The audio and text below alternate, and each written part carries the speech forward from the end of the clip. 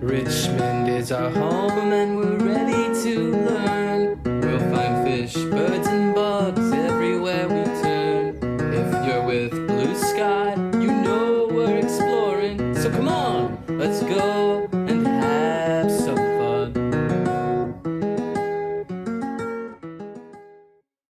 Welcome to Forest Hill Park. Prior to becoming a city park, this location was actually a working amusement park filled with rides, a fun house, and an arcade. Now it's home to a lake and trails that people enjoy walking, hiking, and biking. Today, we'll take a look at natural events like earthquakes, forest fires, tornadoes, hurricanes, floods, coastal erosion, and disease. All of those natural events can harm organisms in an environment, affecting the organisms that live there. If you'd like to keep a record of everything we are doing today, download our science log found in the description. What do you know about natural events? I know natural events are things like hurricanes, floods, earthquakes, and even tornadoes. What do you want to learn about natural events?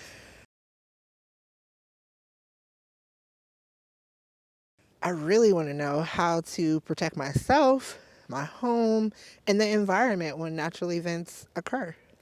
Today we are going to learn about natural events and how they affect the ecosystem and how humans have an effect on their impact. Floods, fires, erosion, and disease all impact things that are found in the natural environment.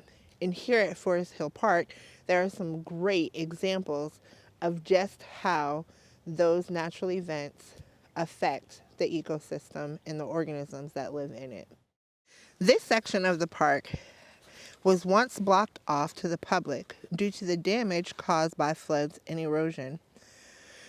The water in the pond overtook the bank and washed away the soil under the pathway, causing it to crack, buckle, and give way.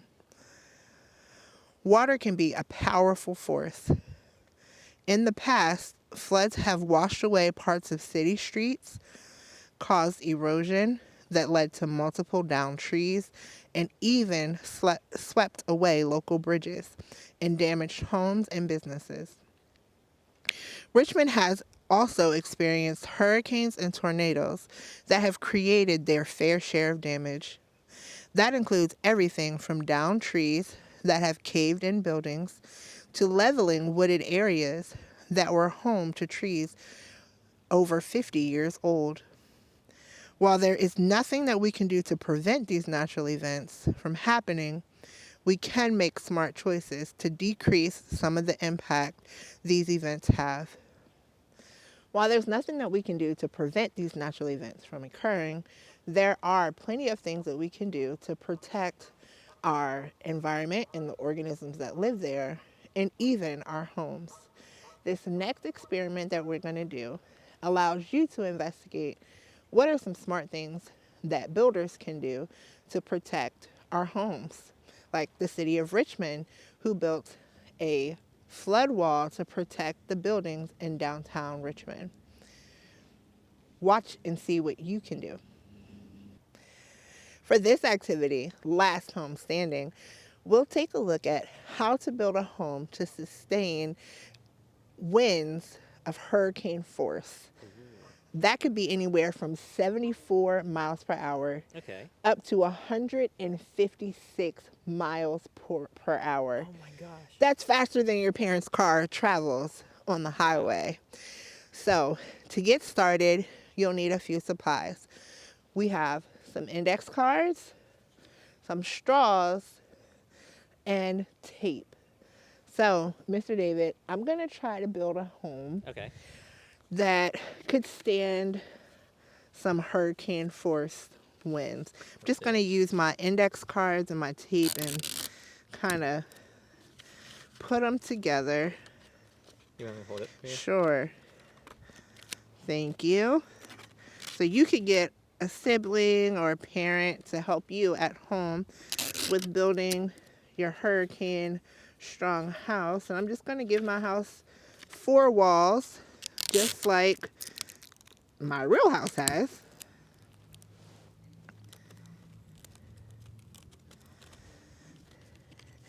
And my last wall will go up. And then, Mr. David, would you like to be a hurricane for me? Oh, yes. So that's when the straws come into play.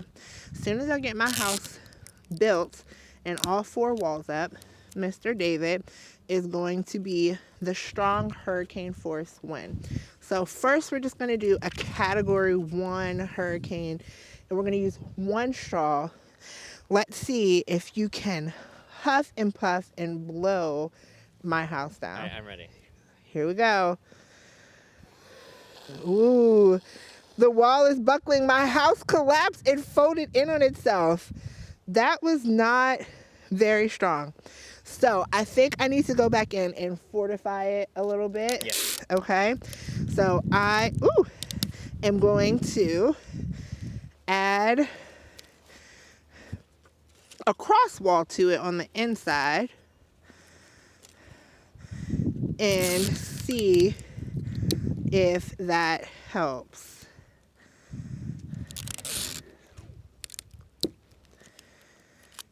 Thanks for grabbing my next cross wall.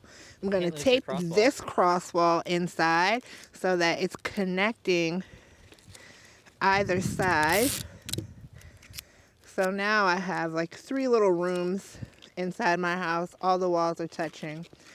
Mr. David, huff and puff and try to blow my house down again. It's moving a little bit. But that one seems a bit more secure. A bit stronger. I wonder if we increased the wind speed with 2 straws, right, if you could blow it down. All right. Ooh, a little bit more movement. It's shifting off its foundation, but it's not collapsing. So I was successful in being able to build a house that was strong, to be able to endure the force of hurricane force winds. And that's exactly what builders have to do in places where there are hurricanes and strong winds. Make sure that we build our homes so that they can withstand the speeds of those winds. You have fun at home building a hurricane strong house. Another natural event that we can take a look at are tsunamis. Ooh, I have heard about those. So tsunamis are enormous waves that are caused by earthquakes or underwater volcanoes. What? That's so cool. So thankfully here in Richmond, we're not near any shores, so we don't really have to worry about tsunamis.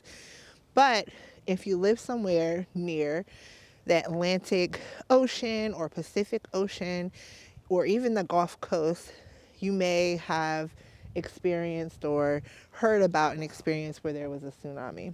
So we're going to show what would happen if there was a tsunami and what kind of houses would be the safest. To start out, we need a container. So you could use a milk carton and cut away the top side of it and lay it flat. And what you'll notice on the inside is that there is sand.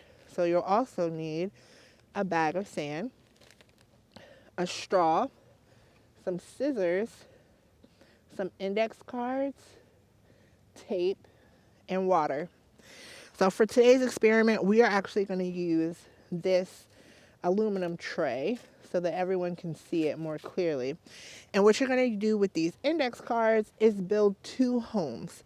So here's my first home that I built. And this first home doesn't have a bottom. I'm just going to sit it on the ground, on the shore, my beach house. And here's another beach house that I've built. And what just fell out was a straw that I put through the bottom. And I'm going to use this straw to secure it into the land on the beachfront. Mr. David, would you add some ocean water to our pan? So as Mr. David's pouring in the water, some trouble is brewing underground. A huge earthquake is about to take place. And when this earthquake shakes up the ground under the ocean floor, it causes an enormous wave to wash up onto the land. Let's see what happens to our homes. I think we need a little more water. You could probably use, yeah, there you go. Right. So if there is an earthquake, the waves wash up on shore and wash the land away. But only one house floated away into the water. The other is still standing. It's anchored firmly into the ground. Mm-hmm. Like this poor home, some plants inside the ecosystem don't survive floods or tsunamis because they're not anchored into the ground, like our second Like our home house was, yes. right? So some plants have really deep root systems that help secure them to the ground and really help to hold the ground together, because as you can see over here, not even as much ground washed away when the wave washed up on shore. So there are things that we can do and things that plants do in the ecosystem to help prevent the damage that happens when natural events occur. Okay, do they also help prevent erosion too? Absolutely. So the land didn't wash away, and erosion is when the land washes away, and a lot of times caused by water. So we can prevent erosion of land by planting plants with really deep roots. We hope that you have fun demonstrating tsunamis and hurricanes at home, and that you send in videos and pictures of yourselves doing these investigations to explorers@blueskyfund.org. While having beautiful natural spaces like Forest Hill Park is very beneficial to people in the city, there are also things that we do in the city that are not very beneficial to these natural spaces. For instance, oftentimes we can find pollution in the park or people that haven't picked up their dog waste. Now, there's another type of pollution that is around us that we often don't even consider. Right. This is a kind of pollution that is something that we can't even see. And here's a little riddle to help you see if you can guess what it is. The first one starts with, I'm lighter than a feather, but even the strongest man can't hold me for more than a few seconds. The next one is, I touch your face, I'm in your words, I lack space, and birds love me. And the last one is, what can you catch but not throw? Any guesses? Well, I can catch a ball and I can throw it. And that's not really related not to it. pollution. Touching my face right now and making it pretty cold is the air. Is that your final guess? I think so. You're correct. Yep. Air is a kind of pollution that we have that we don't often think about because we can't really see it, but it is definitely something that is happening with all of our emissions that we have from various factories and vehicles. I can even hear the cars on the roads nearby. I'm pretty sure that all the stuff that they're putting out is impacting the air in our environment. Yeah. Air is a very valuable resource that we have that we often take for granted because it's something that we don't see it very often. Mr. David, is there any way that we can investigate to see what is in the air? Yeah, we definitely have an experiment that we could do at home to kind of see what kind of things can be found in our air. Let's do it. This experiment is called In the Air. For this one, you'll need some index cards, petroleum jelly, some string or some duct tape, some sticky glue tacks, yeah, and a magnifying glass. For this experiment, we are going to decide on 2 to 3 places on where we want to put our index cards. So, Ms. Tanisha, if you can grab our 2 index cards that we have out here. Ooh, we have the backyard and the living room. Great. So you're going to take your index cards and you're going to label them like we did now. And you're going to smear about half of the card with a thin layer of petroleum jelly. This petroleum jelly is going to act as a way to capture whatever is suspended in the air in those areas. Okay, here's my backyard. Here is my living room. Great. And once you have finished this task, you're going to use either your sticky tack, your tape, or your string to suspend it in an area where you want to hang out your index card at so it can collect some things. So we have two that we have already done ahead of time. All right.